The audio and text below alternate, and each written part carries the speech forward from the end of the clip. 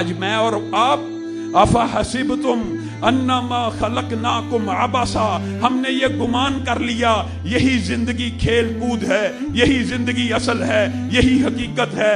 कितनी गलत सोच है, कितनी गैर मंतकी सोच है, कितनी कम अकली की बात है।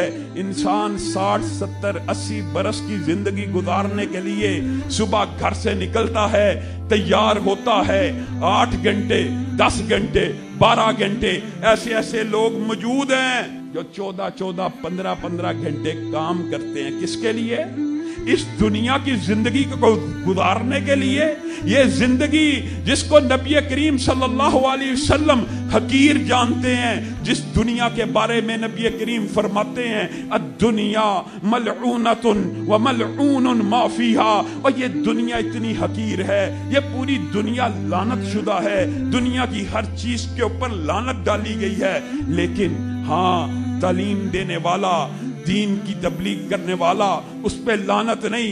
दीन पे अमल करने वाला, दीन का तालिब इल्म, उस पे लानत नहीं। अल्लाह के जिक्र पे लानत नहीं।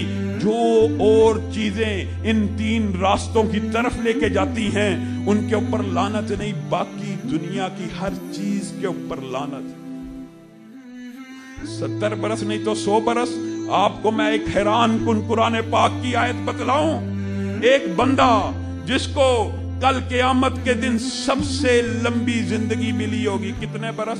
तारीख के अंदर आता है सबसे लंबी उम्र का इंसान 1400, बाद रवायात में 1600, बाद रवायात में 1650 बरस। 1650 बरस का इंसान कल क़यामत के दिन जब रब के सामने खड़ा होगा, फरिश्ते उससे पूछेंगे कम लबिस्तुम, कितना अरसा जिंदा रहे हो? क्या कहेगा?